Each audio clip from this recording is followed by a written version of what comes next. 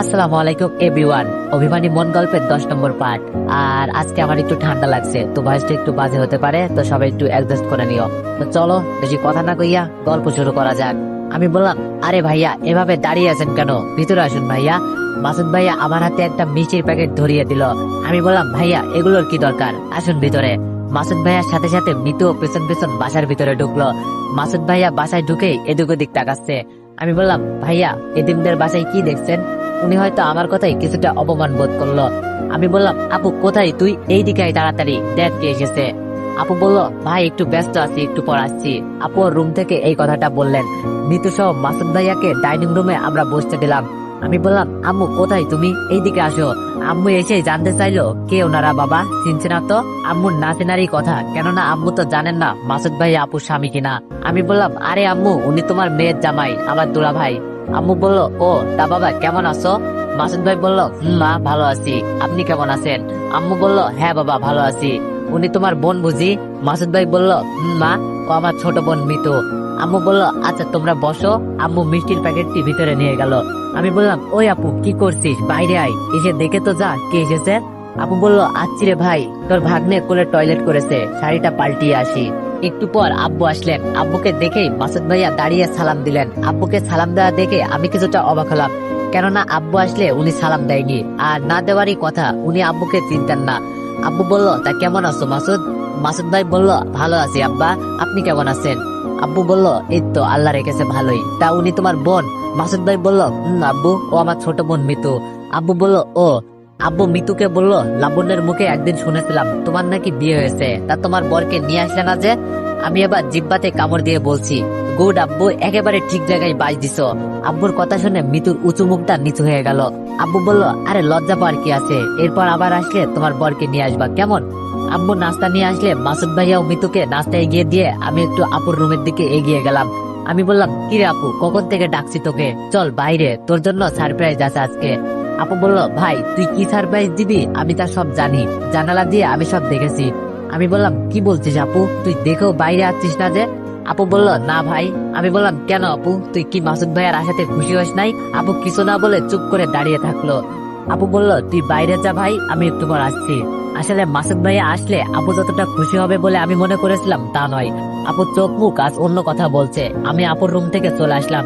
অনু phone করলে আমি একটু আমার রুমের দিকে গেলাম। অনুর সাথে একটু কথা বলে ডাইনিং রুমের দিকে আসতে দেখি মাসুদ ভাইয়া আব্বুর হাত ধরে বসে আছে। আব্বু বলল, আরে বাবা এগুলো কি করছো, ছাড়ো ছাড়ো, আমরা তো রাজি, তুমি লাবণ্য মাকে গিয়ে বলো, ও যেতে চাইলে আমরা না করব না, আমরা সবাই রাজি। আব্বু আমাকে ইশারা করে আপুকে ডাকতে বলল। আমি আবার আপুকে ডাক দিলাম, আপু আসলো না। আপু কেন আসছে না আমার আর বুঝতে বাকি রইল না। আমার মনে হচ্ছে আপু মাসুদ ভাইয়ার বাসায় যাবে না, আর এই জন্যই আপুকে বারবার ডাকা সত্ত্বেও আপু বাইরে আসছে না। আচ্ছা আব্বা আমি দেখছি বলে মাসুদ ভাইয়া আপুর রুমে গেল। আমরা সবাই ডাইনিং রুমে দাঁড়িয়ে থাকলাম। একটু পর আপুর রুম থেকে পরপর ঠাস ঠাস করে দুইটা শব্দ আসলো। মনে হলো আপু বা মাসুদ ভাই কেউ যেন কাউকে চড় মেরেছে। আমার বাড়িতে এসে আমারই বোনকে আজকে যদি মাসুদ ভাইয়া গায়ে হাত দেয় তাইলে একদম ঠিক হবে না। আজকে ওনার কিছু না বলি আব্বু আমাকে আটকাতে চাইলেও আমি দৌড়ে আপুর রুমে গেলাম। হ্যালো ভিউয়ার্স, আপনারা কি জানেন আজকের যুগে গেম খেলেও অনলাইনে ইনকাম করা সম্ভব? আমরা নিয়ে এসেছি বিশ্বস্ত এবং নিরাপদ একটি গেমিং প্ল্যাটফর্ম, যেখানে আপনি গেম খেলে ইনকাম করতে পারবেন। প্ল্যাটফর্মের সুবিধা, এখানে বিভিন্ন ধরনের গেম খেলার সুযোগ, সহজ এবং সিকিউর ইনকাম, প্রতিদিন বোনাস ও প্রাইজ মানি।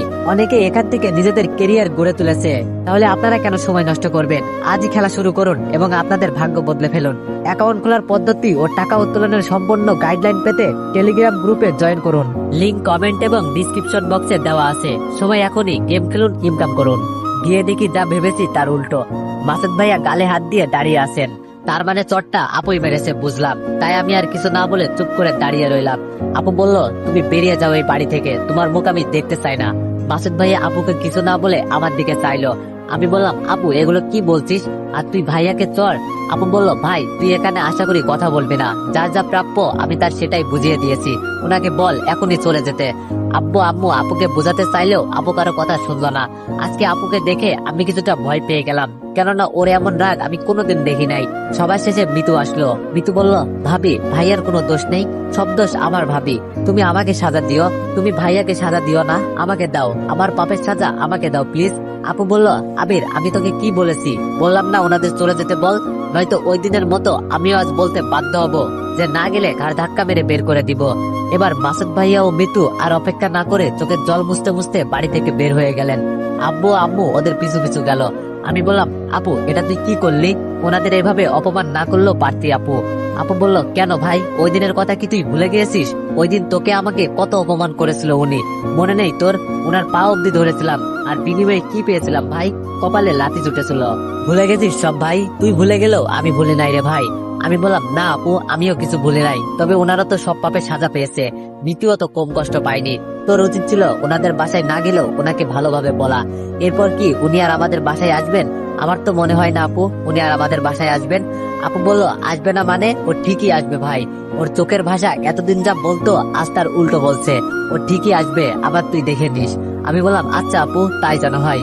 ভাগ্নেকে নিয়ে আপুর রুম থেকে আমি চলে আসলাম। ভাগ্নেকে আমার বেডে শুইয়ে দিয়ে বলছি, তোমার আব্বুকে আজকে দেখলে ভাগ্নে? তুমি বড় হতভাগা ভাগ্নে, তোমার আব্বুকে এত কাছে পেয়েও আজকে ওনার কোলে চড়তে পারলে না। মনে মনে বলছি, আপু যা করেছে বেশ করেছে। আজ মাসুদ ভাইয়া উচিত শিক্ষা পেয়েছে। এই অপমান সহ্য করে উনি যদি আবার আপুকে নিতে আসেন তবেই বুঝবো উনি আপুকে সত্যি অনেক ভালোবাসে। একটু পর আবার অনু আমাকে ফোন করলো। অনু বলল, ওই কি করছো? আমি বললাম, অনু তোমার সাথে রাতে কথা হবে, এখন একটু খারাপ লাগছে। অনু বলল, খারাপ লাগছে কেন, কি হয়েছে তোমার? আমি বললাম, আরে কিছু না, রাখো তো তুমি। অনু বলল, ওই বলো প্লিজ কি হয়েছে? আমি বললাম, আরে মাসুদ ভাইয়া আপুকে নিতে এসেছিল, কিন্তু আপু ওনাকে অপমান করে তাড়িয়ে দিয়েছে। অনু বলল, ও আচ্ছা বুঝলাম। আমি বললাম, এখন রাখো তুমি, রাতে কথা হবে। ফোন কেটে দিলাম। একটু পর দেখি আপুর রুম থেকে কান্নার শব্দ ভেসে আসছে। ভাগ্নেকে কোলে নিয়ে আপুর রুমে গিয়ে দেখি আপু কাঁদছে। আমি বললাম, আপু কি হয়েছে, তুই কাঁদছিস কেন? আপু বলল, ভাই আজকে ওনাকে আমি এই হাত দিয়ে মারলাম, আমি এ কি করলাম ভাই? আমি বললাম, আপু কাঁদিস না তো তুই, উনি আবার আসবেন দেখিস। আপু কান্না থামালে ভাগ্নেকে আপুর কোলে দিয়ে আমি রুমে চলে আসলাম। একটু পর ফোনটা বেজে উঠলো। ফোন হাতে নিয়েই দেখি মাসুদ ভাইয়া ফোন করেছেন। আমি ফোন ধরেই কিছুক্ষণ কথা বললাম। উনি আবার জানতে চাইলেন, আপু কি করছেন, তোমার আপুকে ফোনটা দাও। আমি বললাম, আচ্ছা ভাইয়া ঠিক আছে। আমি আপুর কাছে ফোনটা নিয়ে গিয়ে বললাম, নে আপু, ভাইয়া ফোন করেছেন। আপুকে ফোন দিয়ে আমি রুমে চলে আসলাম। একটু পর আপু এসে আমার ফোনটা দিয়ে গেল। আপুকে দেখে বুঝলাম ও এখন একটু খুশি। পরের দিন সকালে অনুর ফোনে আমার ঘুম ভাঙলো। অনু বলল, হ্যালো আবির। আমি বললাম, বলো অনু।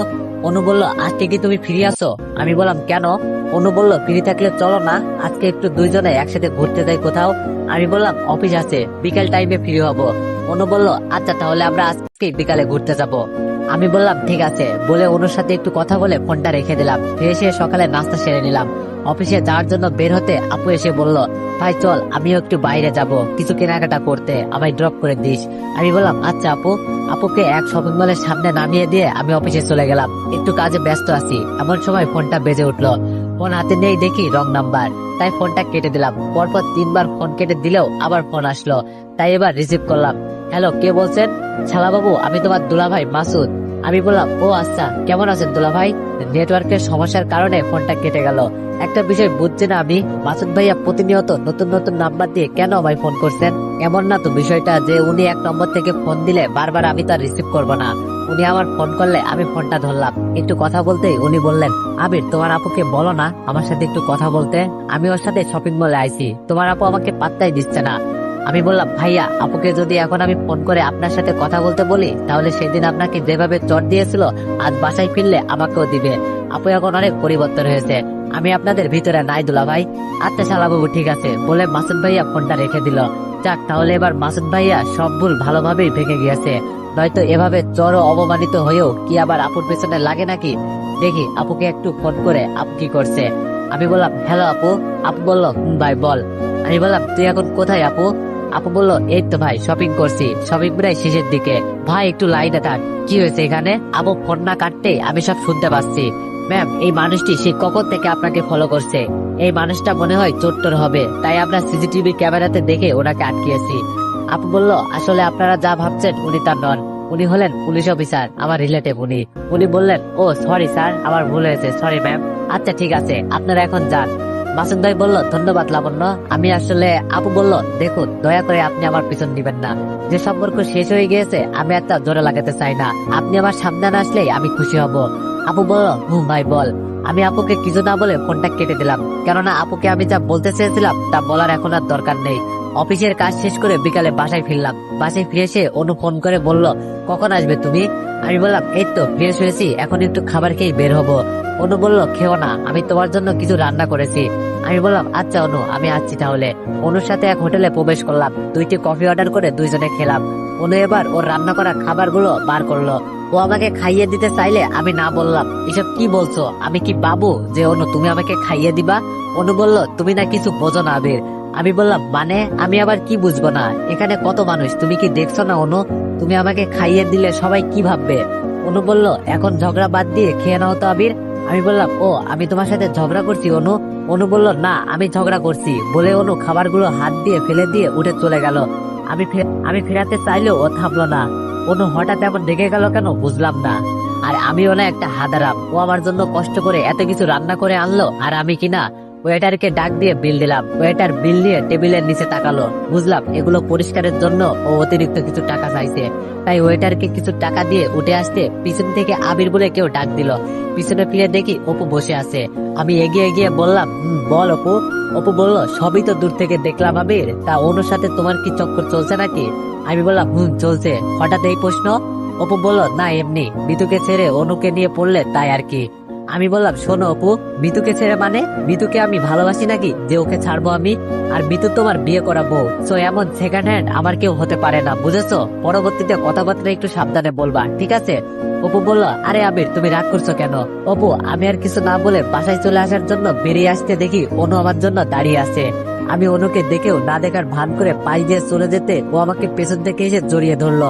অনু বলল, sorry sorry sorry Abir, please এমন আর করবো না আমি। আমি বললাম, আচ্ছা ঠিক আছে, এখন ছাড়ো আমায়, মানুষ দেখছে সব। অনু আমাকে ছেড়ে দিল। অনু বলল, তুমি না পুরোই আনরোমান্টিক। আমি বললাম, হ্যাঁ আমি আনরোমান্টিক, তোমার কোনো সমস্যা? অনু বলল, সমস্যা কেন হবে, আর শুধু শুধু রাগ করছে কেন? আমি তো সরি বললামই। আমি বললাম, আচ্ছা চলো এবার বাসার দিকে যাই। একটা রিক্সাতে অনু আমি উঠলাম। গল্প করতে করতে ওর বাসার সামনে আসলে অনুকে নামিয়ে দিয়ে আমি বাসায় চলে আসলাম। বাসায় ঢুকতেই মিতুকে দেখি আব্বু আম্মুর সাথে ডাইনিং রুমে বসে গল্প করছে। মিতুর কোলে আমার ভাগ্নে। আমাকে দেখে মিতু ওর মুখটি নিচে নামিয়ে নিল। আমি বললাম, আম্মু মাসুদ ভাইয়া এসেছে নাকি? আম্মু বলল, বাবা, উনি লাবণ্যের রুমে। আমি বললাম, ও তা কখন এসেছেন আম্মু? আম্মু বলল, ওনাদের আসা তো অনেকক্ষণই হলো বাবা। আমি বললাম, ও খাওয়া দাওয়া হয়েছে আম্মু? আম্মু বলল, না হয়নি, সবাই একসাথে খাবো বলে বসে আছি। হঠাৎ আপু আর মাসুদ ভাইয়াকে একসাথে রুম থেকে বের হতে দেখে আমার মনে হলো, তার মানে আপু মাসুদ ভাইয়াকে মেনে নিয়েছে। আমি রুমে ফ্রেশ হতে চলে গেলাম। ফ্রেশ হয়ে এসে দেখি সবাই খাবার টেবিলে বসে আছে। আমিও গিয়ে সবার সাথে খেতে বসলাম। খেয়াল করে দেখি আপু আর মাসুদ ভাইয়া খাওয়া বাদ দিয়ে চোখের ভাষায় কথা বলছে। আমি বললাম, কি হলো দুলা ভাই, খাবার ঠান্ডা হয়ে যাচ্ছে তো, খেয়ে নিন। আমার কথা শুনে মাসুদ ভাইয়া একটু লজ্জা পেয়ে গিয়ে বললেন, ও হ্যাঁ শালা বাবু, খাবার খাওয়া শেষ হয়ে গেল, আমি ভাগ্নেকে নিয়ে মজা করছি। এমন সময় আপু এসে বলল, ভাই উনি তো আমায় নিতে এসেছে, আমি যাব কি? আমি বললাম, আপু অবশ্যই যাবি তুই, কেননা মাসুদ ভাইয়া এখন ওনার সব ভুল বুঝতে পেরেছে। আপু বলল, আচ্ছা ভাই আমি তাহলে রেডি হই। আমি বললাম, আপু যা তুই রেডি হ। আপু রেডি হতে গেল। মাসুদ ভাইয়া আপু গাড়িতে বসে আছে। মিতুর আসতে দেরি হচ্ছে দেখে আপু আমাকে বলল, দেখ তো ভাই মিতু কোথায়? আমি বললাম, আচ্ছা আপু। আমি বাড়ির ভিতরে এসে দেখি মিতু আমার রুমে। আমি দরজায় দাঁড়িয়ে মিতুকে বললাম, মিতু তোমার জন্য সবাই অপেক্ষা করছে, বাইরে চলো। মিতু আমার কথা শুনে আমার দিকে ঘুরে তাকালো। মিতু বলল, সরি আবির, আমাকে তুমি ক্ষমা করে দাও, আমি অনেক পাপ করেছি তোমার সাথে। আমি বললাম, আরে কিসের পাপ, আমি তোমাকে ক্ষমা করে দিয়েছি তো, এখন চলো। ভাইয়া আপু গাড়িতে বসে আছে। মিতু আমার পাশ দিয়ে বেরিয়ে গিয়ে আবার হঠাৎ থেমে গেল। মিতু পিছন ফিরে এসে আমাকে জড়িয়ে ধরলো। আমি বললাম, আরে আরে মিতু এসব কি করছো? মিতু ছাড়ো বলছি আমায়। মিতু বলল, আবির আমি বাসায় যেতে চাই না, প্লিজ তোমার বুকে আমায় একটু জায়গা দাও। আমি ভুল মানুষের পিছনে ছুটতে ছুটতে এখন বুঝেছি আসল প্রকৃত ভালোবাসা কাকে বলে। আমাকে ক্ষমা করে দিয়ে তোমার আপন করে নাও প্লিজ আবির। আমি বললাম, ছি মিতু এসব কি বলছো তুমি, আর আমাকে ছাড়বে কি? সবাই এসে দেখে ফেললে আজকে আবার উল্টো পাল্টা কিছু বুঝে বসবে, ছাড়ো বলছি। মিতু আমাকে ছেড়ে দিয়ে বলল, আবির আমি তোমাকে ভালোবাসি, তোমাকে পাওয়ার জন্য, স্বামীর হক নষ্ট না করার জন্য ওই দিন অপুকে বিয়ে করে বাসর রাতেও আমাকে স্পর্শ করতে দেয়নি। আমার জীবনে শুধু 2টা লক্ষ্য, এক তোমার বউ হওয়া আর নয়তো মরে যাওয়া। আমি বললাম, দেখো মিতু পাগলামি করো না, মাথা থেকে এইসব ভূত ঝেড়ে ফেলো। মিতু বলল, আমি যা বলছি তাই করব। মিতু চোখের জল দিয়ে চলে গেল। আমি ওর পিছন পিছন এসে ওদের বাই জানালাম। ওরা সবাই চলে গেল। আমরা বাসায় ঢুকেই বাসাটা কেমন জানি ফাঁকা ফাঁকা লাগছে। এতদিন বাসাটা আনন্দে ভরপুর ছিল। বাবা ভাগ্নেকে নিয়ে সারাক্ষণ মজা করতো, বাসায় কত চিল্লাচিল্লি হতো। আর আজকে যেন বাসাটি নীরবতায় রূপ নিল। আমি রুমে চলে গেলাম। নিতু আমাকে পাওয়ার জন্য আবার উল্টাপাল্টা কিছু করে বসবে না তো? ও আবার আপুর সংসারে ঝামেলা পাকিয়ে দিবে না তো? তো এভরিওয়ান, এইসব কিছু জানতে নেক্সট পার্টের জন্য অপেক্ষা করো। ধন্যবাদ।